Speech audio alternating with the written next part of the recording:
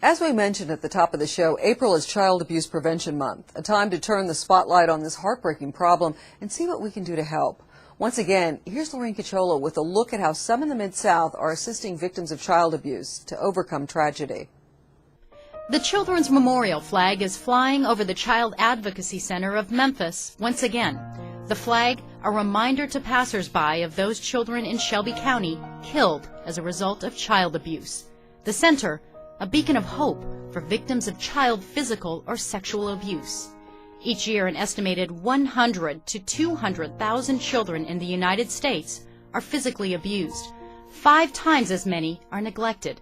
And just as alarming, 1 in 5 boys and 1 in 3 girls will be sexually abused before the age of 18.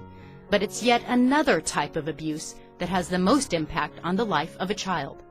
If you have a child that's being physically abused, that's being neglected, or that's being sexually abused, emotional abuse is just part of that package. And it's the part that stays with them the longest. Part of the mission here at the Child Advocacy Center is to help families through the difficult process of healing. There are agencies that are required by law to investigate abuse, the State Department of Children's Services, various law enforcement agencies, and then certainly the District Attorney's Office gets involved when things rise to the level of prosecution. At the center, those agencies are brought together to investigate child abuse in an effective but child-friendly way. While intervention and treatment are critical factors in dealing with the problem of child abuse, counselors here at the Child Advocacy Center say you can't put enough stress on prevention.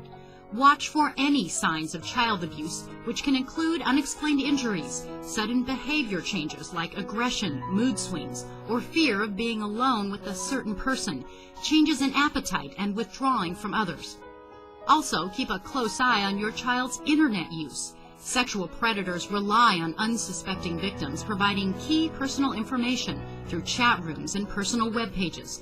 Make sure to keep computers in a common area of the house, not in your child's bedroom, and consider using parental control software if necessary.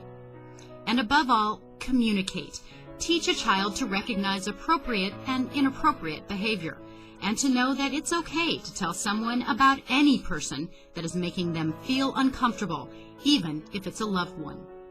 For those dealing with the traumatic effects of child abuse, the situation can seem hopeless. But while the road to recovery is a long one, help is available, so families won't have to make the journey alone. The hope is that it's not a life sentence.